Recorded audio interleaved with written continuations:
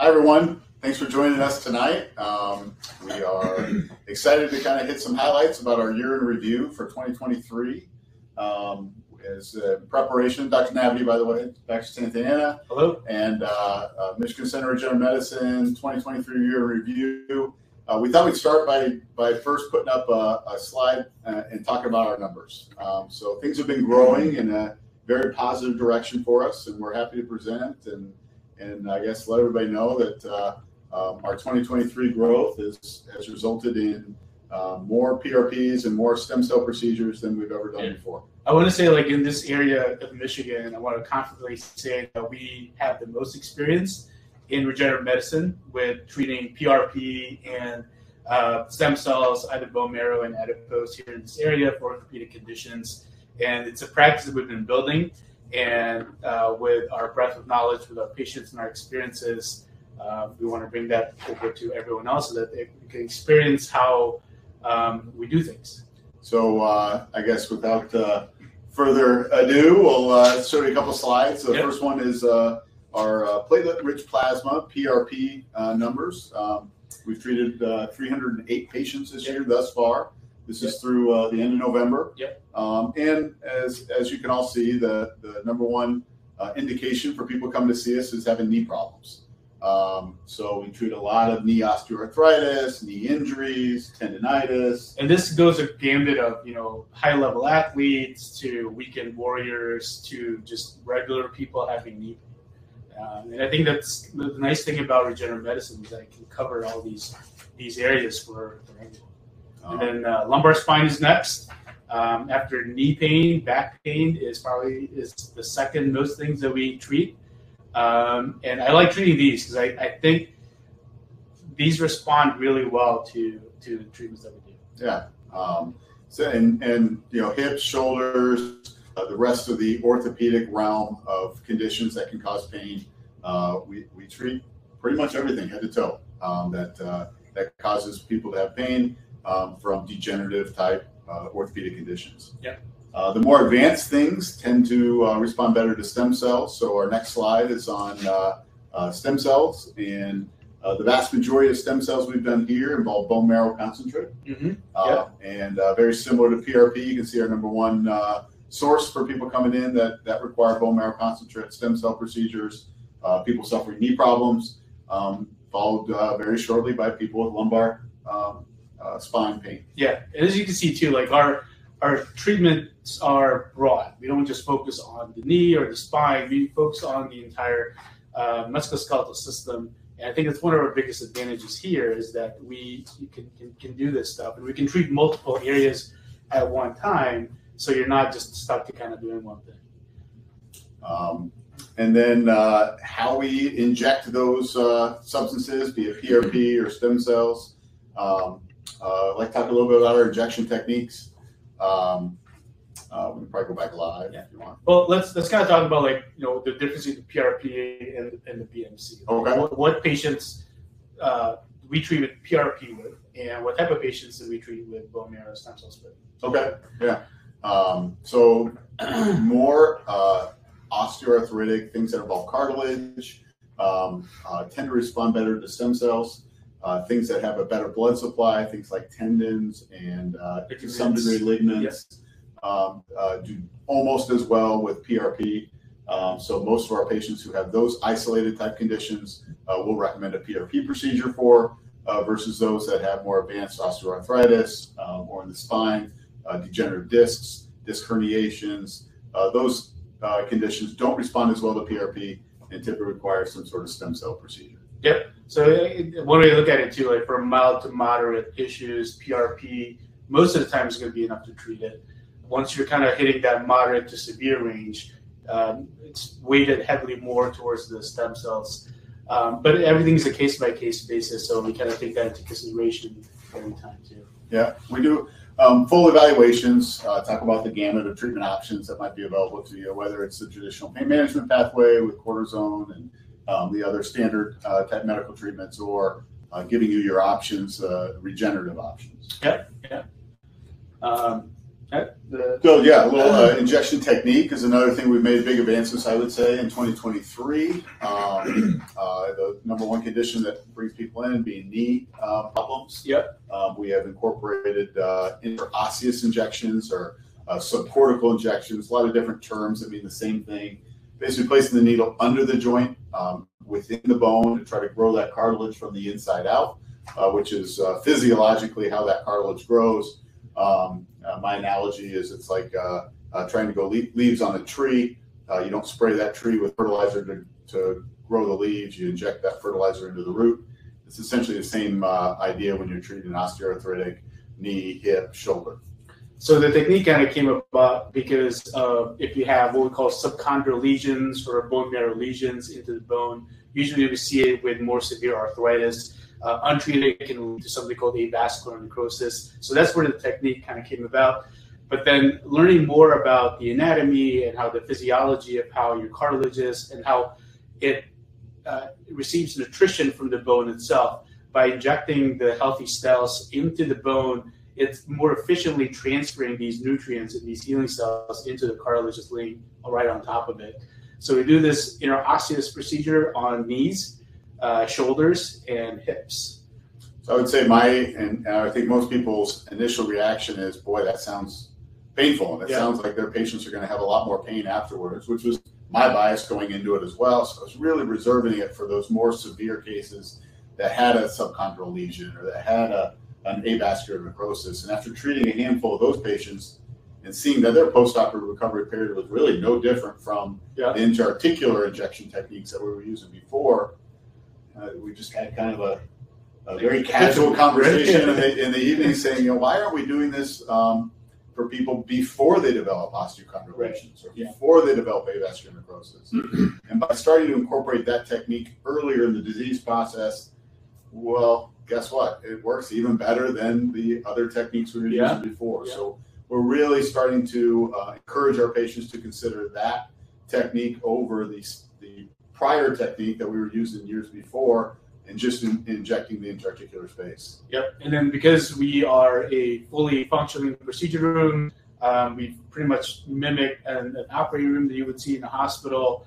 We have anesthesia support here as well. So we could do these high-level procedures in the office setting where you go in for the procedure and you go home the same day in a very safe, sterile environment. Requires appropriate equipment. The big machine you see behind us is what's called a C-arm. It's shaped like a C, but it uses X-ray. The limiting factor of ultrasound is you only see up to the bone. You can't see underneath the bone, versus a C-arm machine allows us to see underneath the bone. So once we place the needle below the bone, we can continue to advance it to the appropriate location to get the best outcome possible. That's one of the three factors that's most important in getting a good outcome is putting the cells where they need to go. And if you're not using a C-arm and you're injecting subcortical, interosseous, unfortunately, you really don't know where your needle tip is. Yeah.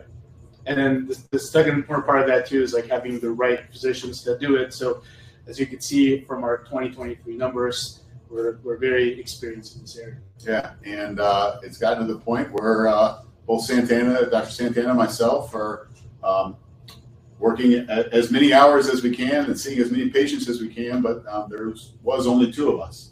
And one of the things that we're really excited to announce, earlier in the year, we announced physician Dr. Farhat joining our team. Yeah. And tonight we're really excited to talk about another good colleague, a good friend and colleague of ours that we've known for over a decade, Dr. Kurt Wimmer. So Dr. Wimmer, I don't know if you want to come join us here and love to talk to you, introduce everybody to you and explain how and why you're joining our team. So if you wouldn't mind, just tell us a little bit about yourself, kind of what your background is, how you know the two of us. Good evening, everybody. It's been a transition over, as Tom says, a decade, where I initially worked in emergency medicine for many years and then tried to seek a different path in medicine and ended up doing a fellowship with you. And this subsequently grew into two practices, one on the Canadian side, because we are next to Ontario in the city of Detroit and Windsor. and also here in the United States, and that's developed into the sort of, I would call, international practice that I've developed on both sides. And it has been a situation where both practices complement each other, and we've tried to develop a partnership where some of the Canadian patients that I serve that may be interested in some of these procedures and therapies, and make it accessible to them, because we have a clinic in Windsor where we can do evaluations, which would then subsequently streamline the evaluation process, and we can do screening and do it in a more convenient way, with the hope that this will make these types of procedures more accessible to them. Of course, we can do very similar procedures from the traditional standpoint in regards to pain management here at Michigan Center for Regenerative Medicine, and we also will provide nerve block therapy and trigger point therapy in Windsor. But yeah, it's been a big, long, interesting journey that's culminated into this sort of partnership that is really never thought it would happen like this. Pretty exciting. Been talking about it for years, and it's finally to that point where Dr. Wimber, having board certification and licensure in both the United States and Canada, Michigan Center Regenerative Medicine, getting a lot of calls and traffic from Canadian patients. Thank you all for those of you who have come across the border for both your evaluation and your therapy. Right.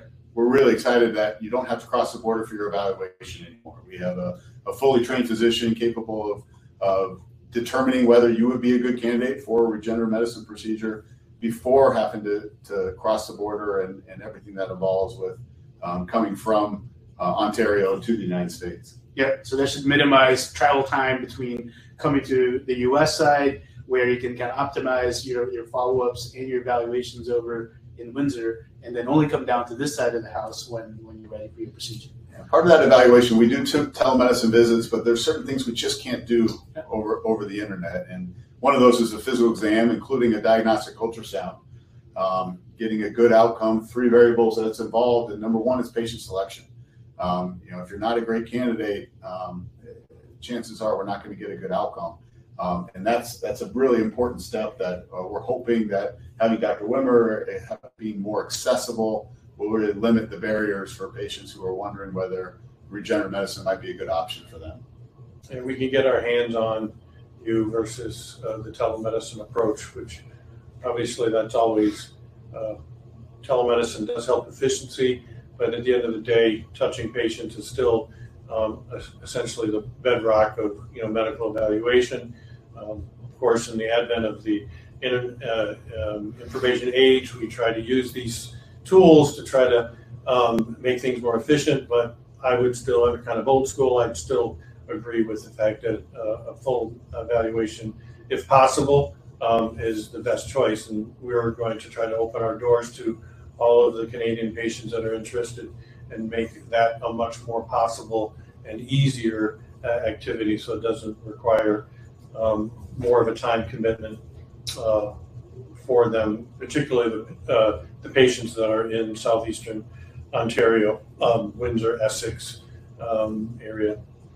And not just regenerative medicine. There are other aspects that we can assist with some of the barriers, and we hear a lot of frustrations from our Canadian patients about limited access to things like epidural injections, other types of pain management procedures that in the States we just kind of take for granted. That doesn't usually take but a couple weeks to maybe a month to get in for. In Windsor and Ontario, it can be 6 months or more. Yeah. And suffering for pain for that kind of time, it doesn't seem right. So we want to try to break down that barrier of getting appropriate access to appropriate procedures, be they regenerative or standard pain practices, and having Dr. Wimmer with his background and his skill set and his location in Windsor, we think will really assist a lot of patients. Yep. And now we're going to give a plug on where your address is in Windsor. Oh, sure. It's 2145 McDougall, and we're in the Jackson Park Health Center, and we can post the phone number. Yeah, if you call our Here, office, 248-216-1008, and just let us know that you're a Canadian patient that would like to get set up with Dr. Wimber. If you don't call his clinic directly, you can call through us, and we'll happily direct you to him and get you on his schedule. Yeah. All right. It leaves time for plenty of questions tonight. So I don't know if we have any significant questions, but one of the questions we get oftentimes is why cross the border for the regenerative procedure? And right now in Ontario, there is limitations that are put on physicians as far as what they can provide from a regenerative standpoint. I don't know if you want to comment on some of that. Well, the stem cell is still something that's restricted in Ontario. PRP is not. But if for the basis of regenerative medicine, at this current state, if you wanted that type of therapy, that would only be accessible in, I guess, particularly certain areas of the United States or all of the United States. Yeah, it depends on what types of stem cells you're talking about. Right. It's a big, broad term, and I know we've touched on this before, but it's probably worth touching on again tonight, that not all stem cells are the same. There's two broad categories of stem cells, one that come from donors called allogenic stem cells, and the other comes from your own body, which are called autograft or autologous stem cells. So at Michigan Center of Regenerative Medicine and for the most part in the United States as a whole, autologous stem cells are the only things that are FDA compliant, and that is how we operate within the FDA restrictions, and we're happy to report that the types of stem cells we're using are extremely effective. I know we did a podcast or a webinar earlier where we presented some of our outcomes, and we're happy to report on a global basis, roughly 85% of our patients have a successful outcome from their procedure.